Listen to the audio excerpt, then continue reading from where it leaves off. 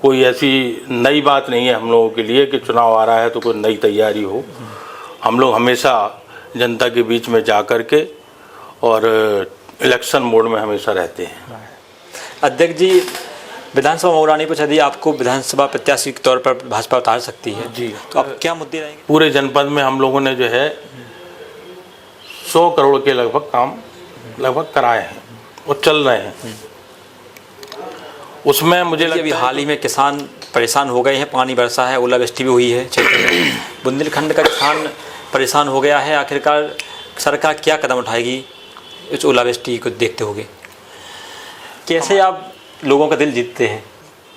नमस्कार, स्वागत है सभी का। मैं हूं अनिल, आप देख रहे हैं न्यू इंडिया न्यूज।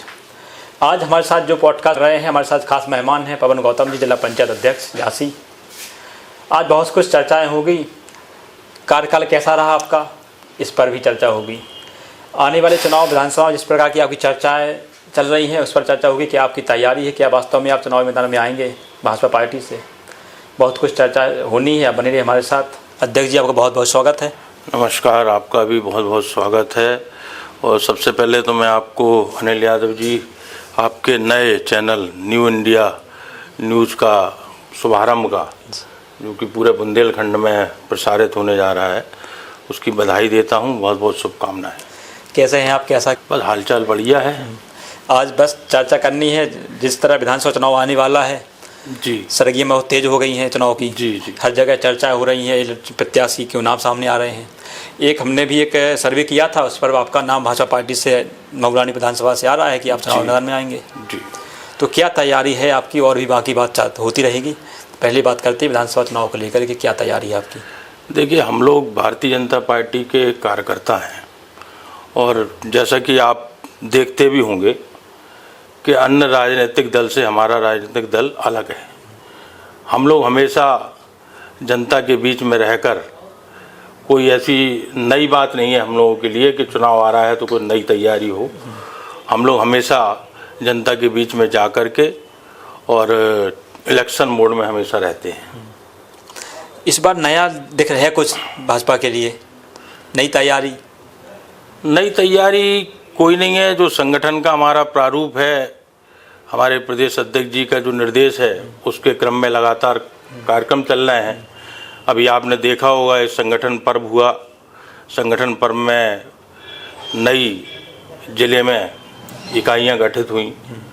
उसके बाद हम लोगों ने एक प्रशिक्षण वर्ग भी लगाया भारतीय जनता पार्टी ने, जो कि समस्त मंडल स्तर पर हमारे कार्यकर्ताओं को प्रशिक्षण का जो काम है, जैसी संगठन की मंशा है, उसके अनुरूप लगभग झांसी महानगर और झांसी जिला दोनों जगह 2-2 दिन का प्रशिक्षण कार्यक्रम लगाया गया। उसमें सभी कार्यकर्ता आए और जो पार्टी की विचारधारा है उससे उनको सीनियर हमारे जो भारतीय जनता पार्टी कार्यकर्ता हैं, उनने सभी कार्यकर्ताओं को, शक्ति केंद्र प्रमुख को और बूथ के कार्यकर्ताओं को उससे अवगत कराया है।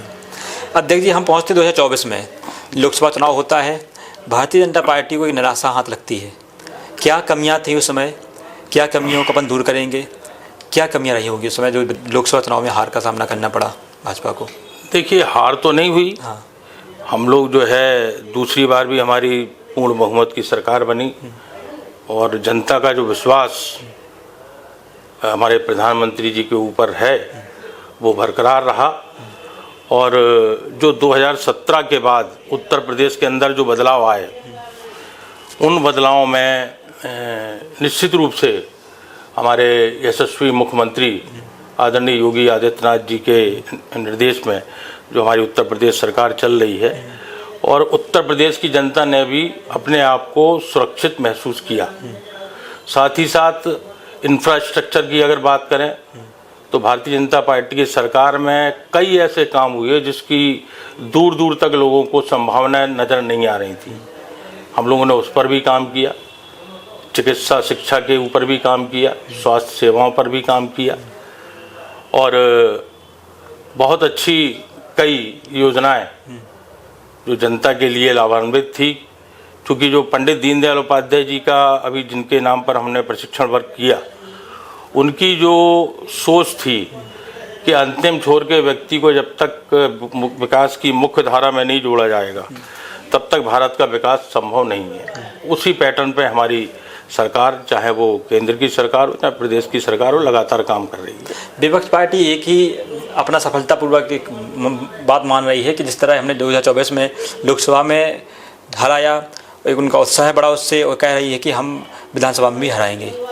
देखिए, ऐसा है कि विपक्ष ने सभी लोगों ने मिल करके इस बार भाजपा को हराने का प्रयास किया था, और जहाँ तक बात है कि विपक्ष की, तो विपक्ष जनता के अंदर नैरेटिव जो होता है उसको वो फैलाने में कुछ हद तक सफल हुए, जिस कारण से हमारी उत्तर प्रदेश के अंदर सांसद की लगभग 37 सीटें समाजवादी पार्टी को प्राप्त हुई।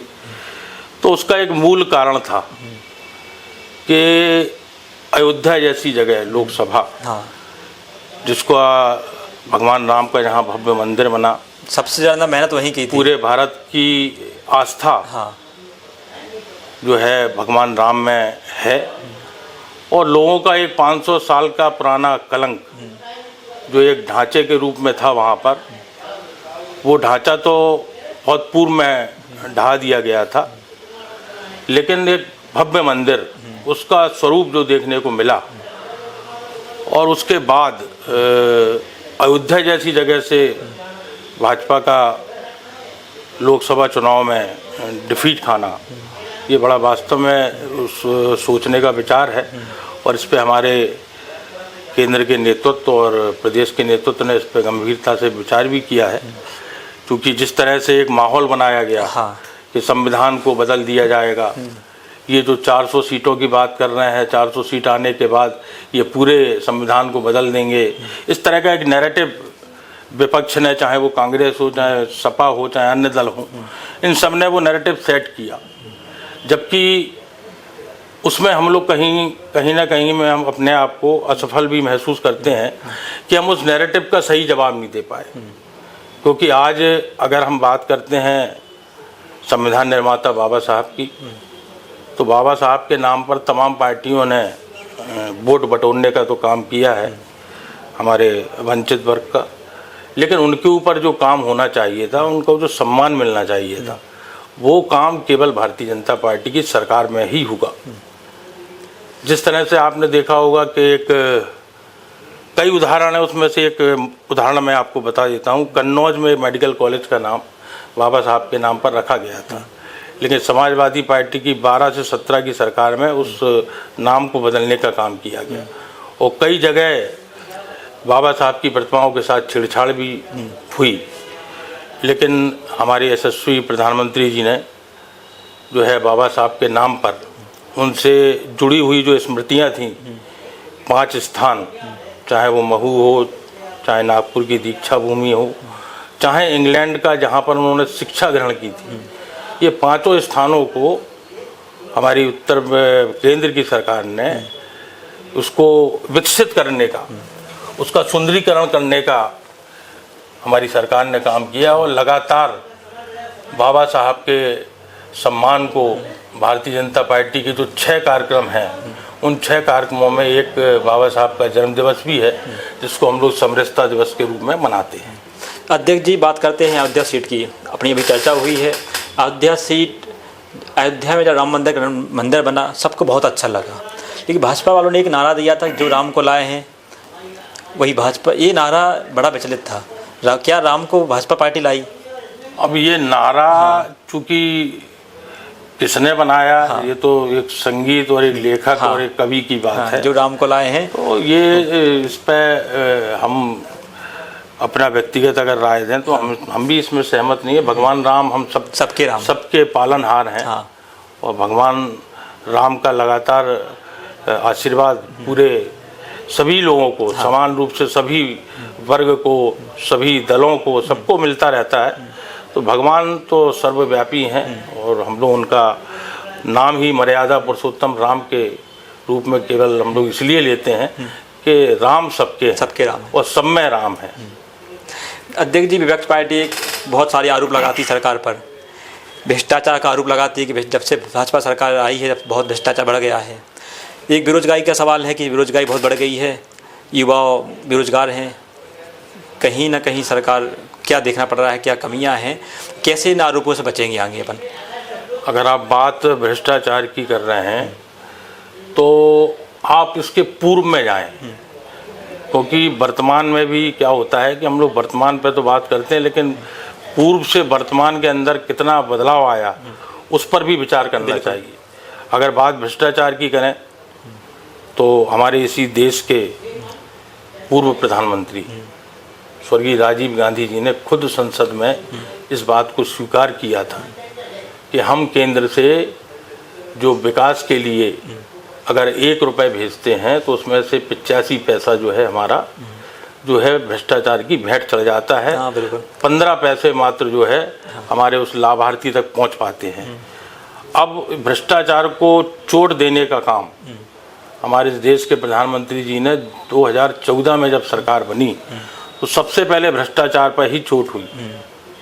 वो चोट ऐसी हुई कि जनधन खाते जब खुलवाए गए तो पूरे विपक्ष ने उसका मखौल उड़ाया, मजाक उड़ाया।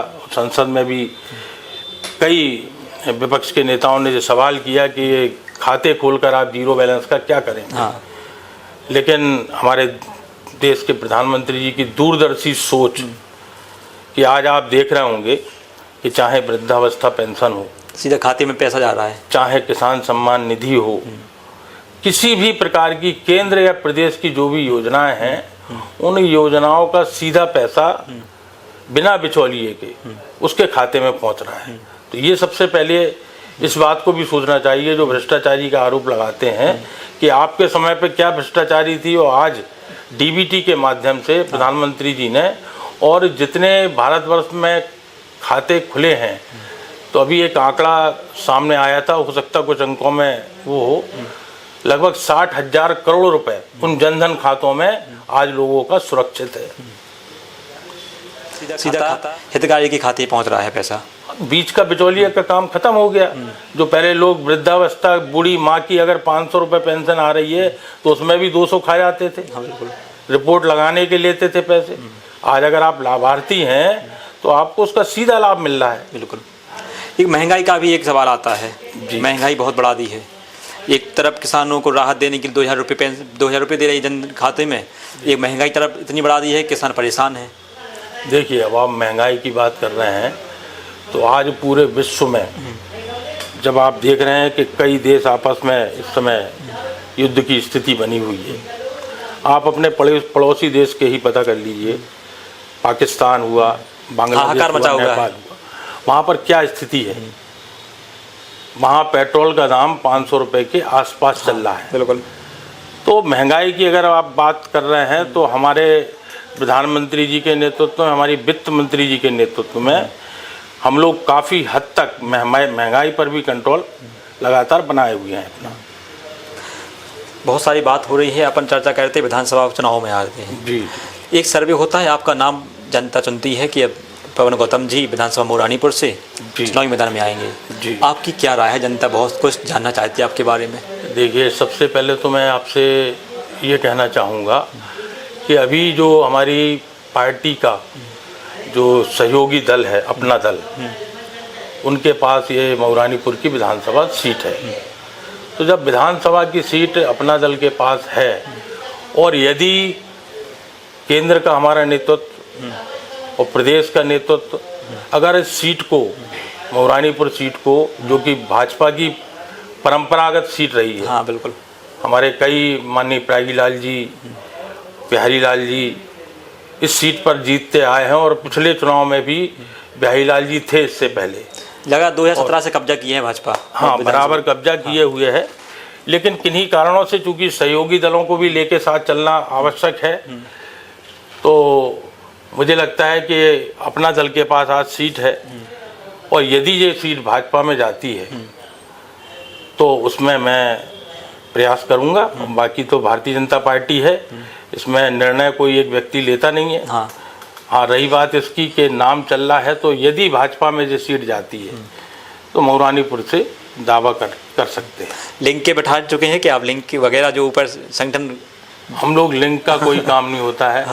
लिंक का काम सभी प्रयास करते हैं अपना अन्य दलों में होता होगा। हम तो भारतीय जनता पार्टी के एक सामान्य कार्यकर्ता हैं और 1999 से भारतीय जनता पार्टी के विभिन्न पदों पर रहे, चाहे वो अनुसूचित मोर्चे का नगर अध्यक्ष हो, युवा मोर्चा के मंत्री हों जिले के, युवा मोर्चा के जिला महामंत्री हों, अनुसूचित मोर्चा के क्षेत्रीय महामंत्री हों, एक कार्यकर्ता के रूप में रहे और बिना पद के भी लगातार 7 साल पार्टी के अंदर जो भी दायित्व पार्टी ने दिया उस दायित्व को निभाया।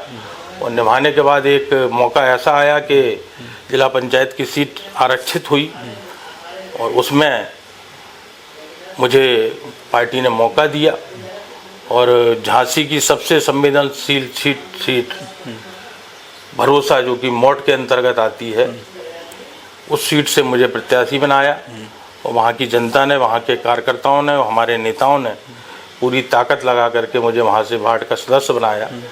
और उसके बाद हमारे जितने भी शीर्ष नेतृत्व है हमारे प्रदेश का, क्षेत्र का, जिले का, तीनों नेतृत्व ने मुझे मौका दिया और निर्विरोध जिला पंचायत अध्यक्ष में चुनकर आया, जो कि 12 जुलाई बिल्कुल 2021 में हमने अपनी शपथ ली। और जहाँ तक है मुझे याद है कि भारतीय जनता पार्टी का कोई पहला जिला पंचायत अध्यक्ष बन के पहुँचा था वहाँ पर, तो ये मेरे लिए गर्व की बात है कि और पार्टी ने मेरे को इस योग्य समझा। कैसा महसूस कर रहे थे उस समय? आपको लग रहा था कि हम ही चुने जाएंगे? नहीं, ऐसा देखिए, भारतीय जनता पार्टी में कोई कुछ सोच नहीं सकता है कि क्या हो जाए, खड़ा कर दे, किसको कहाँ खड़ा कर दे। अब हम पार्टी में इतने सालों से हैं, हमको नहीं पता था कि नितिन नवीन जी राष्ट्रीय अध्यक्ष हो जाएंगे। बिल्कुल। हमको नहीं पता था कि हमारे पंकज चौधरी जी हमारे प्रदेश अध्यक्ष हो जाएंगे। तो भारतीय जनता पार्टी में सतत एक प्रक्रिया चलती है और आजकल चूँकि डिजिटल ज़माना है, मुझे लगता है डिजिटल ज़माने में जो हमारे संगठन की कार्य पद्धति है उसमें बहुत ज़्यादा किसी से पूछने की आवश्यकता नहीं है।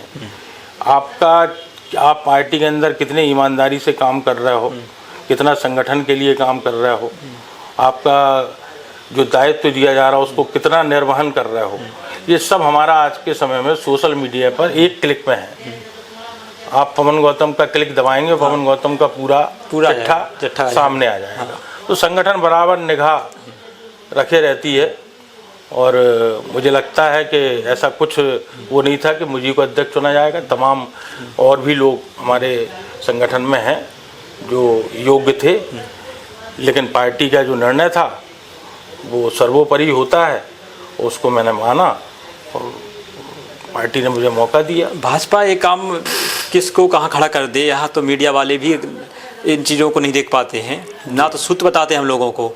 अभी नवीन जी को अध्यक्ष बनाया गया, किसी मीडिया वाले को पता नहीं चला जी, किसी कोई हाईलाइट चल रहा है कि फलाने को बनाया जा रहा है। क्या चीज़ देखती है भाजपा संगठन, क्या देखती है, क्या ज़मीन हकीकत देखती है? देखिए, भाजपा कार्यकर्ता बेस्ड पार्टी है। अन्य दलों की तरह जहाँ पर एक परिवार का व्यक्ति ही मेहनत कोई और करता है, पार्टी का मुखिया होता है, ठीक है। यहाँ पर क्या है कि मुखिया कार्यकर्ता है, कार्यकर्ता ही आपको बनाएगा और कार्यकर्ता की नज़र में अगर आप गिरे तो आपका कैरियर भी समाप्त हो सकता है। तो भाजपा में लगातार मॉनिटरिंग होती है, हमारा शीर्ष नेतृत्व है वो बराबर मॉनिटरिंग करता है और देखता है। और मुझे लगता है कि कई ऐसे उदाहरण हैं, चाहे राजस्थान के मुख्यमंत्री जी का हो, चाहे मध्य प्रदेश के मुख्यमंत्री जी का हो, तो कई ऐसे उदाहरण हैं कि हमारे मध्य प्रदेश के मुख्यमंत्री जी जिस बैठक में वो 7वीं लाइन में बैठे थे, उन्हीं को बना दिया मुख्यमंत्री। उनको जानकारी नहीं थी, वो अचानक अनाउंस हुआ कि आप मुख्यमंत्री मध्य प्रदेश। तो जो भारतीय जनता पार्टी है, कार्यकर्ताओं का सम्मान, यहाँ कोई भी बूथ का अध्यक्ष भी जो है कुछ भी बन सकता है। अध्यक्ष जी, विधानसभा मऊरानी पर यदि आपको विधानसभा प्रत्याशी के तौर पर भाजपा उतार सकती है जी, तो आप क्या मुद्दे रहेंगे, जनता के बीच जाएंगे? देखिए, तमाम मुद्दे विकास के हैं। एक हमारा बहुत बड़ा हथकरघा का एक उद्योग रानीपुर में स्थापित हुआ और धीरे धीरे वो किसी कारणवश वो एक समाप्ति की कगार की ओर हुआ। जब 2014 में दीदी उमा भारती जी यहाँ से चुनाव लड़ी और जीती तो उन्होंने उसकी चिंता की और एक क्लस्टर तैयार करके उन्होंने एक इकाई जो कपड़े की पॉलिशिंग होती है उसकी इकाई लगाने के लिए उन्होंने प्रयास किया, लेकिन वहाँ के स्थानीय जो हमारे बुनकर भाई हैं उनका उतना इंटरेस्ट उसमें नहीं दिखा। अब वो चूँकि उसके कई और रीज़न हो सकते हैं, तो एक तो वो मुद्दा है कि वहाँ पर वो इकाइयाँ पुनः चालू हों, उद्योग पुनः बढ़ावा मिलेगा उद्योग को है। और पर्यटन के वहाँ पर तमाम चीज़ें ऐसी हैं जिनको हम लोग पर्यटन के लिए आगे बढ़ा सकते हैं। जहाँ तक रही बात कि चूँकि जिला पंचायत अध्यक्ष होने के नाते मुझसे जो उस क्षेत्र के लिए बन पड़ा, लगभग पूरे जनपद में हम लोगों ने जो है 100 करोड़ के लगभग काम कराए हैं और चल रहे हैं। उसमें मुझे लगता है क्योंकि मऊरानीपुर एक ऐसी विधानसभा है कि जो बबीना के ब्लॉक हैं उनसे भी घिरी हुई है और जो गरौठा के ब्लॉक हैं उनसे भी घिरी हुई है, तीनों जगह से घिरी हुई है। तो मऊरानीपुर में एक अगर मोटी तौर पर हम लोग देख लें तो लगभग 25 से 30 करोड़ के काम हमने अपने इस 5 साल के कार्यकाल में मऊरानीपुर क्षेत्र के ग्रामीण क्षेत्रों को विकसित करने के लिए हमने लगाए हैं। जल संचय के लिए भी वहाँ पर हमने जो है मऊरानीपुर में एक बड़ा गांव, एक तालाब का जीर्णोद्धार कराया, वो भी काम चल रहा है। साथ ही साथ पूरे जनपद में इस बार एक शासन से योजना आई थी कि हम लोग स्ट्रीट लाइट का भी काम कराएंगे, तो लगभग 1,92,00,000 रुपए के आसपास। अभी कुछ लोगों ने इसमें भ्रमित किया था मीडिया को, तो मैं बताना चाहता हूँ कि जो स्ट्रीट लाइट प्रत्येक गांव में 10-10 लगाने का जो आया था उसका मुद्दा 1-2 बार बैठक में भी उठा, तो उसकी फिगर एग्जैक्ट है कि 1,92,00,000 रुपए के आसपास की लाइटें 542 गाँव में लगभग लगी थी। एक गांव में 10-10 लाइटें आपके कार्यकाल में? हमारे कार्यकाल में। अब हमने अपने एक प्रस्ताव पास किया है अभी कि एक हमारे सदस्य को, क्योंकि 24 सदस्य हैं हमको मिलाकर, तो एक प्रस्ताव हमारा शासन में लंबित पड़ा है कि 10-10 हाई मास्ट लाइट हैं जो कि गांव के मुख्य जगहों पर लगे। तो ये कुछ हटके काम है। जल संचय के क्षेत्र में भी हमने काम किया, सैनिटेशन के क्षेत्र में हमने कई नाले बनवाए और एक लाइट का काम किया। तो प्रयास काम तो लगातार करे ही हैं। मऊरानीपुर में बहुत सी संभावना है, उनको भी आगे। अध्यक्ष जी, आपका कार्यकाल समाप्त होने वाला है, कैसा समय निकला आपका? कितना विकास का सोच रहे थे कि विकास करना है, वो विकास कर पाए आप? जनता नाखुश है, जनता खुश है? देखिए, जनता जो है बराबर अपना आशीर्वाद बनाए हुए है। हम लोग जो है आज भी जो मुद्दे आ जाते हैं, हमारे जिला पंचायत सदस्य जो मुद्दे देते हैं, उनके अलावा भी अगर कोई प्रधान मुद्दा रखता है या कोई हमारा कार्यकर्ता या आम जनमानस अगर कोई बात रखता है, तो हम प्रयास करते हैं कि उसकी बात को भी स्वीकार करें। हम जांच कराते हैं और अगर दिखता है कि वहाँ पर आवश्यकता है तो हम पूरा प्रयास करते हैं। कई सोशल मीडिया पे चीज़ें आती हैं ऐसी कि बच्चे कीचड़ में जा रहे हैं, दिक्कत हो रही है, तो उसको भी मैं प्राथमिकता पे, भले ही कोई उसकी शिकायत मेरे पास आए चाहे ना आए, अगर सोशल मीडिया में मुझे नज़र आता है कि जनपद में कहीं दिक्कत है तो मैं प्रयास करता हूँ। अध्यक्ष जी, अभी हाल ही में किसान परेशान हो गए हैं, पानी बरसा है, ओलावृष्टि भी हुई है क्षेत्र में, बुंदेलखंड का किसान परेशान हो गया है। आखिरकार सरकार क्या कदम उठाएगी इस ओलावृष्टि को देखते हुए? हमारी सरकार, चाहे वो केंद्र सरकार हो चाहे प्रदेश सरकार हो, लगातार किसानों के प्रति संवेदनशील है।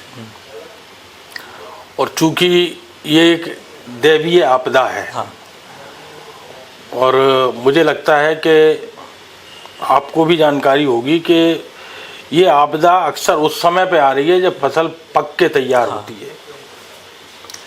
तो आज जब हमारा किसानों का गेहूं, चना और अन्न, दलहन तिलहन खेत में पड़ा हुआ था, तो कुछ लोगों ने तो अपना समय पर कटाई करा ली, लेकिन कुछ जगह पर भारी नुकसान हुआ है। और मुझे पूर्ण विश्वास है अपने यशस्वी मुख्यमंत्री जी पर कि वो निश्चित रूप से किसानों के हित में जो निश्चित मुआवजा होता है, निर्धारित मुआवजा होता है, उसको किसानों को दे करके उनके आंसू पहुंचने का काम करेंगे। अध्यक्ष जी, अभी हम घर से निकल रहे थे, जहाँ से पहुँचते ही हमने एक पता पूछा आपका कि मुझे पवन जी के यहाँ जाना है जी। तो उन्होंने कहा पत्रकार मेरी गाड़ी पे लिखा है। उन्होंने कहा पत्रकार जी आप पत्रकार हैं, क्यों जा रहे हैं आप? मैंने कहा इंटरव्यू करना है अध्यक्ष जी का। तो मैंने 1 मिनट रुक के वहाँ पूछा कि क्या कमियाँ हैं अध्यक्ष जी में और क्या अच्छाइयाँ हैं जी। तो कमियाँ तो नहीं बताई जी। अच्छा एक चीज़ बताई है कि आप बहुत अच्छा बोलते हैं और लोगों की सहायता करते रहते हैं। कैसे आप लोगों का दिल जीतते हैं? देखिए, ऐसा है कि ये सारी चीज़ें विरासत की होती हैं। हमारे पिताजी जो डॉक्टर धन्नूलाल गौतम जी जो अब स्वर्गीय हैं, उनसे मैंने बहुत कुछ सीखा है।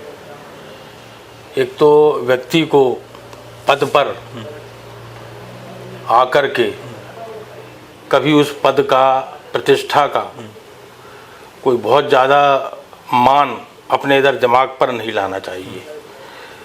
पद को ये मानना चाहिए कि ये एक आपको जिम्मेवारी, जिम्मेवारी एक दायित्व दी है, समाज सेवा का एक मौका मिला है और इस मौके को आप जनता की सेवा में लगाएं। कई हमारे कार्यकर्ता हमसे कहते हैं कि अध्यक्ष जी बताइए, प्रधान लोग स्कॉर्पियो फॉर्चूनर खरीद ले रहे हो, आप जो है उसी अपनी सरकारी गाड़ी पे ही चल रहे हैं। तो सामान्य रहना भी एक अपने आप में अच्छा वो है। इसमें मुझे लगता है कि सामान्यतः मुझे अगर रास्ते में कोई हाथ दे देता है तो रोक लेता हूँ। बहुत ज़्यादा क्योंकि भारतीय जनता पार्टी में जो वीआईपी कल्चर मोदी जी ने ख़त्म किया है, हम सब उसको स्वीकार करते हैं। आज आप देख लीजिए, भारतीय जनता पार्टी के किसी भी विधायक, किसी भी जनप्रतिनिधि की गाड़ी पर आपको ना तो हूटर मिलेगा, ना कोई बहुत ज़्यादा गाड़ियों का रेला मिलेगा। हमारे सभी विधायक, हमारे माननीय सांसद जी इतने सरलता के, जो उनसे भी मैं सीखता हूँ कि वो कितने सरल तरीके से एक बड़े औद्योगिक घराने के व्यक्ति होने के बाद भी उनके अंदर कितनी शालीनता है। हमारे सभी विधायक, चाहे सदर विधायक हों, बबीना विधायक हों, हमारे जवाहर जी को देख लीजिए आप। हाँ, वो भी सरलता की एक वो है कि आज भी वो जनता के बीच में कहीं भी किसी भी रूप में चले जाते हैं।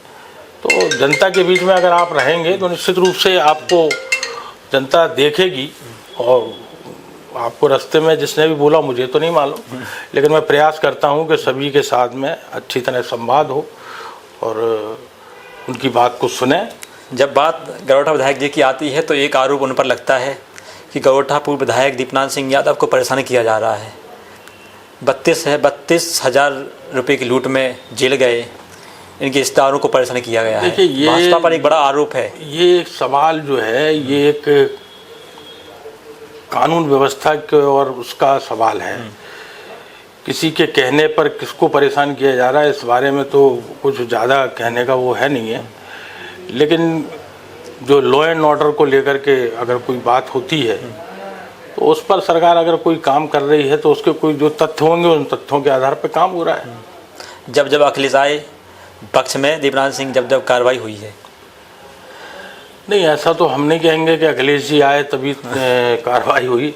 अखिलेश जी उस पार्टी के राष्ट्रीय अध्यक्ष हैं और वो लगातार जब भी आते हैं तो अपने नेताओं से मिलते हैं। ऐसा कुछ अध्यक्ष जी, मऊरानी पर और क्या विकास आपकी सरकार है, लगातार है, विकास हो रहा है? जनता तो परेशान है कि स्वास्थ्य व्यवस्था बेहाल है, शिक्षा व्यवस्था बदहाल है, इस पर काम भाजपा नहीं कर रही है।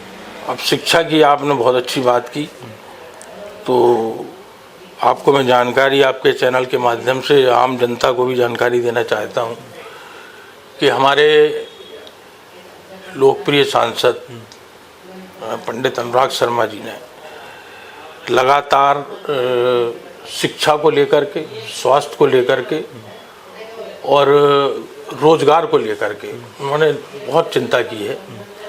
और उसका ये परिणाम है कि तहसील स्तर पे, आपने मुख्यालय स्तर पर तो केंद्रीय विद्यालय सुने होंगे, लेकिन तहसील स्तर पर मऊरानीपुर जैसी जगह पर अभी 2-3 दिन पहले ही हम लोग उसका भूमि पूजन करके आए और इसी सत्र से वो अभी अग्रसेन विद्यालय में प्रारंभ भी हो गया है और आने वाले समय में एक भव्य इमारत मऊरानीपुर को मिलने जा रही है केंद्रीय विद्यालय के रूप में, जिसमें उच्च स्तर की शिक्षा जो दिल्ली और मुंबई में भी केंद्रीय विद्यालय में पढ़ाई जाती है, वो हमारे मऊरानीपुर क्षेत्र के लोगों को भी केंद्रीय विद्यालय के माध्यम से हमारे बच्चों को जो भारत के भविष्य हैं उनको मिलेगी। ये तो बहुत बड़ा कदम है शिक्षा के क्षेत्र में। शिक्षा के क्षेत्र में हमारी बातें लगभग पूरी हो चुकी हैं। जितने हमारे सवाल थे, कुछ जनता के सवाल थे, कुछ सवाल ऐसा आपके मन में हो कि पत्रकार जी को पूछना चाहिए है, बताना चाहिए।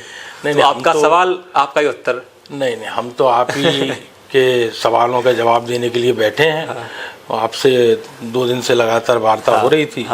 आपका मुख्य था कि मऊरानीपुर विधानसभा पे क्या बोलना है, तो उस पर भी मैंने आपको बता दिया कि अभी ये हमारी गठबंधन की जो नीति है, हमारी भाजपा की, जो केंद्र से और प्रदेश नेतृत्व द्वारा बनाई गई है, उसमें अपना दल एस में ये सीट अभी है वर्तमान में।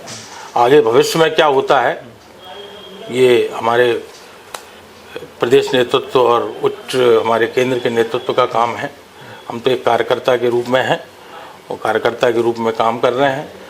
यदि ये भाजपा में आती है सीट तो प्रयास किया जाएगा। प्रयास वो भी महापौर जी के पुत्र भी कर रहे हैं, वो डॉक्टर हैं। तो प्रयास तो कोई भी कर सकता है, प्रयास कोई भी कर सकता है। और ये भारतीय जनता पार्टी ही है, किसको मौका दे दे कि यहाँ पर जो है, आपको भी नहीं है। यहाँ पर जो है भारतीय जनता पार्टी में किसी के लिए बस अनुशासनहीनता बर्दाश्त नहीं है भाजपा में। बाकी आप कहाँ पर सीट मांगना चाह रहे हैं, आप जिला पंचायत लड़ना चाह रहे हैं, आप ब्लॉक के लिए तैयारी कर रहे हैं, आप विधायकी की तैयारी कर रहे हैं, तो कोई भी कर सकता है। लोग तैयारी कर रहे हैं, तमाम लोग हमारे पार्टी के लोग प्रयासरत हैं और प्रदेश नेतृत्व हमारा जो निर्णय लेगा, हम लोग एकजुट होकर के उसको जिताने का काम करेंगे। तो इस वक्त हमारे साथ पवन गौतम जी थे, अध्यक्ष जिला पंचायत झांसी। बहुत कुछ चर्चा हुई, जो आपके सवाल थे हम उन सवालों को भी रखा है, बेखाबी से जवाब भी दिए हैं।